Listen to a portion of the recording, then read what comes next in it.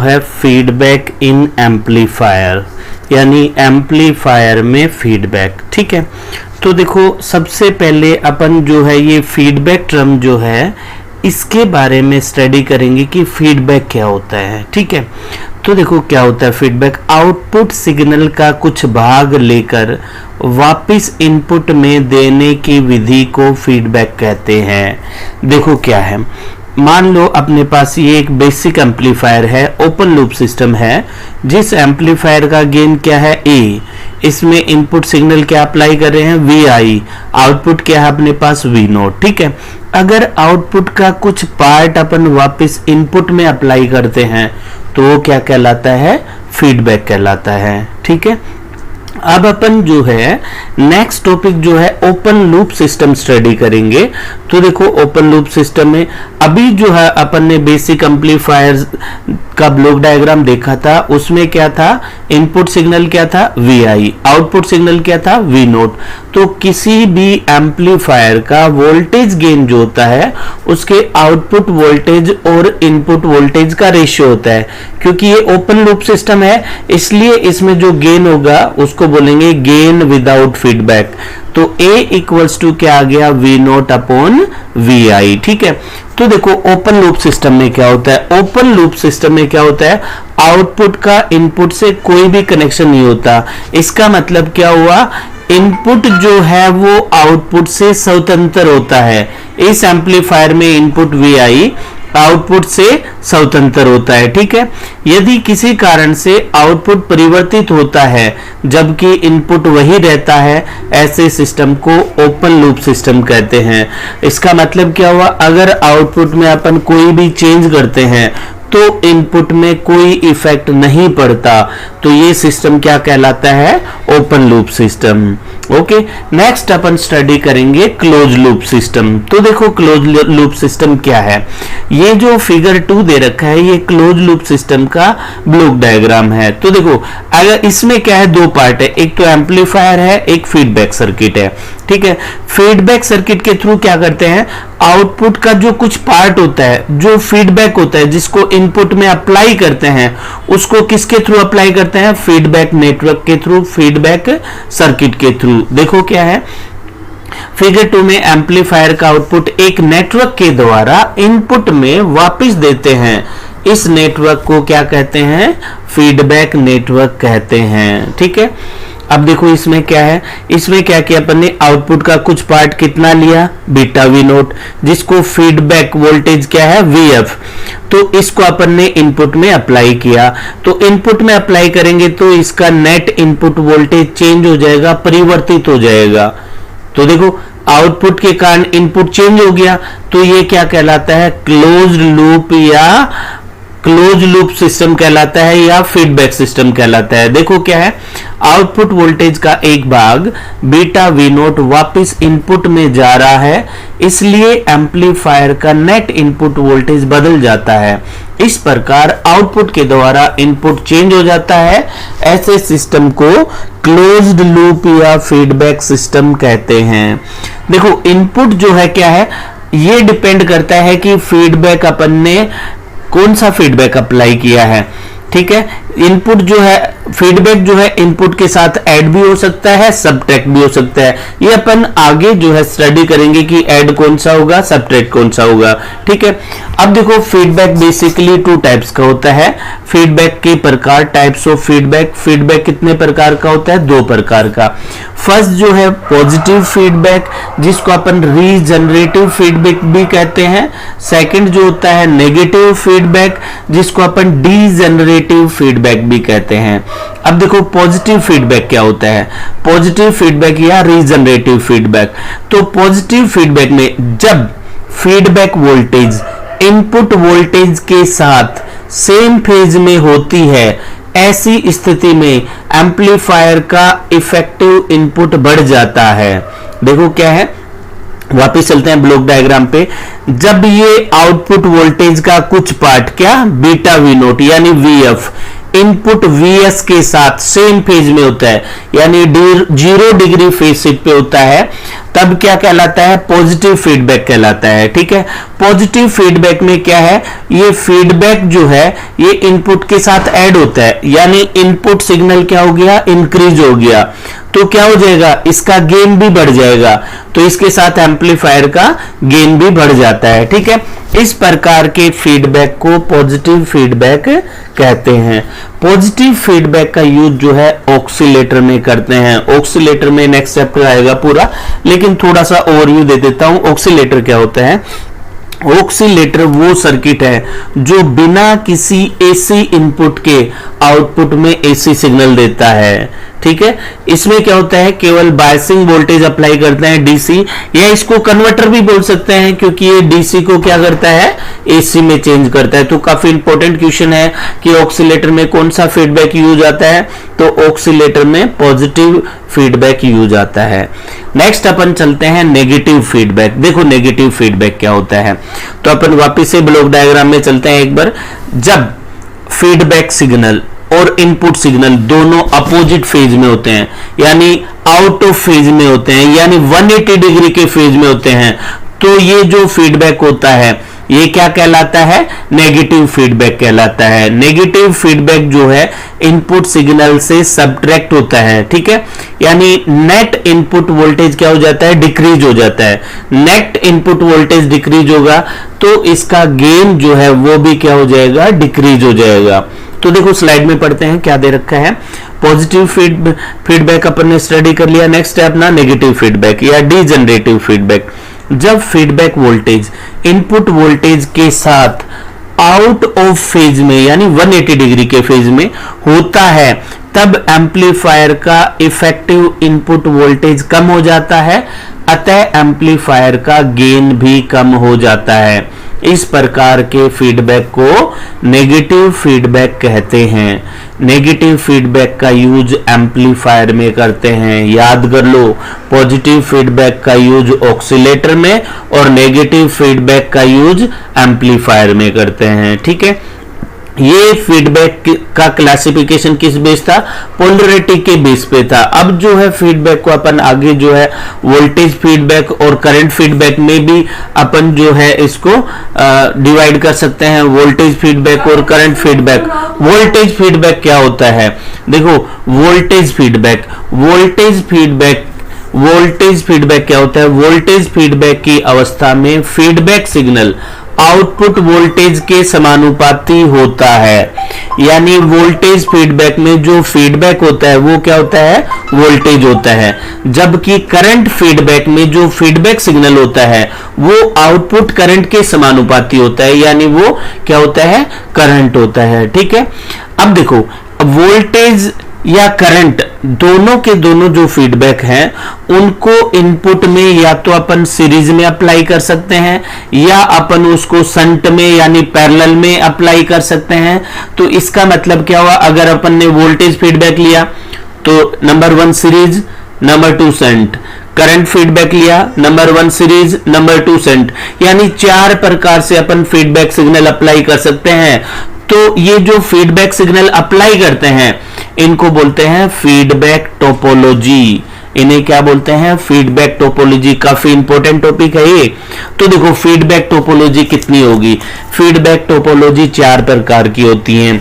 तो सबसे पहले इनका नाम देखते हैं। फर्स्ट नंबर पे वोल्टेज फीडबैक, सेकंड नंबर पे देखो फर्स्ट नंबर पे क्या है, voltage series feedback, second number पे है voltage shunt feedback, third number पे है करंट सीरीज फीडबैक और फोर्थ नंबर पे है करंट शंट फीडबैक। ठीक है, तो सबसे पहले अपन क्या करते हैं, वोल्टेज सीरीज फीडबैक स्टडी करेंगे। तो देखो सबसे पहले अपन डायग्राम जो है मैं इससे एक्सप्लेन करता हूं, उसके बाद जो है अपन स्लाइड को स्टडी करेंगे। देखो क्या है, देखो सर्किट में देखो इसमें क्या है, ये अपना सोर्स वोल्टेज है, इनपुट अप्लाई कर रहे हैं यहां से। ठीक है, ये अपना सिंपल एम्पलीफायर है। तो वोल्टेज सीरीज फीडबैक में ये कौन सा एम्पलीफायर है, वोल्टेज एम्पलीफायर। ये लोड रेजिस्टेंस है, इसके अक्रॉस में अपन आउटपुट ले रहे हैं। ठीक है, तो देखो वोल्टेज सीरीज फीडबैक कौन सा फीडबैक है, वोल्टेज। तो अपन आउटपुट में देखो वोल्टेज को हमेशा जो है शंट में लेते हैं। ठीक है, किस में लेते हैं, शंट में लेते हैं। तो यहां से अपन ने वोल्टेज लिया फीडबैक नेटवर्क के through, VF equals to beta V naught. Voltage series feedback, input में क्या कैसे अप्लाई करना है, सीरीज में देना है इनपुट में, तो इसलिए इसको क्या बोलते हैं, वोल्टेज सीरीज फीडबैक। देखो वोल्टेज को यहां से शंट में अपन ने लिया और इनपुट में क्या दे दिया, सीरीज में दे दिया, तो ये कौन सी टोपोलॉजी है, वोल्टेज सीरीज फीडबैक। ठीक है, तो देखो स्लाइड पढ़ते हैं। इस प्रकार के सर्किट में आउटपुट वोल्टेज का कुछ पार्ट फीडबैक सर्किट के द्वारा इनपुट वोल्टेज के साथ सीरीज में अप्लाई करते हैं। आउटपुट वोल्टेज का कुछ पार्ट किस में अप्लाई करते हैं, सीरीज में अप्लाई करते हैं। ठीक है, अब देखो तुम लोग इसमें क्या है, इसमें क्या है, इनपुट में अपन ने जो फीडबैक है इनपुट में किस में अप्लाई हो रहा है, सीरीज में। इसका मतलब क्या हुआ, नेट इफेक्टिव जो इनपुट इंपेडेंस है यानी इनपुट रेजिस्टेंस है वो क्या हो जाएगा, इंक्रीज हो जाएगा, क्योंकि सीरीज में रेजिस्टेंस इंक्रीज होता है। ठीक है, आउटपुट किस में लिया अपन ने, आउटपुट शंट में लिया है, यानी आउटपुट जो फीडबैक है वो आउटपुट के साथ किस में है, शंट में है, पैरेलल में है। पैरेलल में रिजल्टेंट रेजिस्टेंस डिक्रीज होता है, यानी इसका आउटपुट इंपेडेंस यानी रेजिस्टेंस क्या होगा, डिक्रीज होगा। तो देखो अपन पढ़ते हैं इसमें, एम्पलीफायर का इनपुट रेजिस्टेंस तथा फीडबैक नेटवर्क सीरीज में होने के कारण इसका इफेक्टिव इनपुट रेजिस्टेंस इंक्रीज हो जाता है। ठीक है, नेक्स्ट, एम्पलीफायर का आउटपुट रेजिस्टेंस तथा फीडबैक सर्किट का आउटपुट रेजिस्टेंस शंट में होने के कारण इसका इफेक्टिव आउटपुट रेजिस्टेंस रिड्यूस हो जाता है यानी डिक्रीज हो जाता है। ठीक है, नेक्स्ट अपन जो है वोल्टेज शंट फीडबैक। तो वोल्टेज शंट फीडबैक में जो एम्पलीफायर होता है उसको बोलते हैं ट्रांस रेजिस्टेंस एम्पलीफायर, जिसका गेन क्या है, ए। ठीक है, तो देखो वोल्टेज शंट फीडबैक, तो जो अपना फीडबैक है वो तो वोल्टेज ही है, तो अपन ने आउटपुट में किस में ले लिया, शंट में ले लिया यहां से। ठीक है, तो शंट, तो इनपुट में अपन ने किस में अप्लाई किया है, पैरेलल में अप्लाई किया है, इसको शंट में अप्लाई किया है। ठीक है, देखो इस प्रकार के सर्किट में आउटपुट वोल्टेज का कुछ पार्ट फीडबैक सर्किट के द्वारा इनपुट वोल्टेज के साथ शंट में अप्लाई करते हैं। तो देखो फीडबैक वोल्टेज हो गया, इसका मतलब आउटपुट से अपन ने शंट में ले लिया, उसके बाद किस में अप्लाई कर रहे हैं, शंट में अप्लाई कर रहे हैं, यानी इनपुट और आउटपुट दोनों में फीडबैक किस में है, शंट में है। शंट में यानी इसका इनपुट इंपेडेंस भी डिक्रीज होगा और आउटपुट इंपेडेंस भी क्या हो जाएगा, डिक्रीज हो जाएगा। देखो एम्पलीफायर का इनपुट रेजिस्टेंस तथा फीडबैक नेटवर्क शंट में होने के कारण इसका इफेक्टिव इनपुट रेजिस्टेंस यानी इंपेडेंस रिड्यूस हो जाता है, डिक्रीज हो जाता है। ठीक है, एम्पलीफायर का आउटपुट रेजिस्टेंस तथा फीडबैक सर्किट का आउटपुट रेजिस्टेंस शंट में होने के कारण इसका इफेक्टिव आउटपुट रेजिस्टेंस रिड्यूस हो जाता है, यानी इसका इनपुट और आउटपुट दोनों इंपेडेंस क्या हो रहे हैं, रिड्यूस हो रहे हैं, डिक्रीज हो रहे हैं। नेक्स्ट देखो थर्ड नंबर पे आता है अपना करंट सीरीज फीडबैक। इसमें जो एम्पलीफायर है उसको ट्रांस कंडक्टेंस एम्पलीफायर बोलते हैं। ठीक है, इसमें क्या होता है, करंट सीरीज फीडबैक। सबसे पहले जो फीडबैक होता है वो करंट होता है, फीडबैक क्या होता है, करंट होता है। ठीक है, तो देखो इसमें क्या है, करंट है तो आउटपुट से किस में लेंगे, सीरीज में लेंगे। ठीक है, उसके बाद करंट सीरीज फीडबैक, यानी इस फीडबैक को इनपुट में भी सीरीज में अप्लाई करेंगे।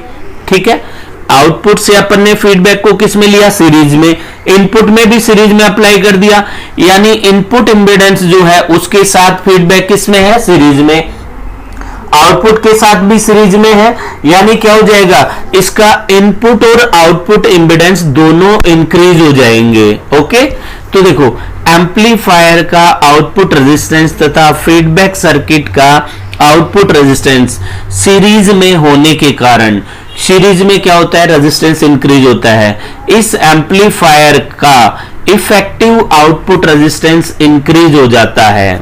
ठीक है, नेक्स्ट, एम्पलीफायर का इनपुट रेजिस्टेंस तथा फीडबैक नेटवर्क सीरीज में होने के कारण इसका इफेक्टिव इनपुट रेजिस्टेंस इंक्रीज हो जाता है, तो इसका इनपुट और आउटपुट दोनों इंपेडेंस या रेजिस्टेंस क्या होंगे, इंक्रीज होंगे। नेक्स्ट लास्ट टोपोलॉजी है करंट शंट फीडबैक। तो इसमें जो एम्पलीफायर होता है वो करंट एम्पलीफायर होता है। ठीक है, इसमें अपन इनपुट में भी करंट दे रहे हैं, यहाँ से आई नोट जो है आउटपुट करंट है, वी नोट आउटपुट वोल्टेज है।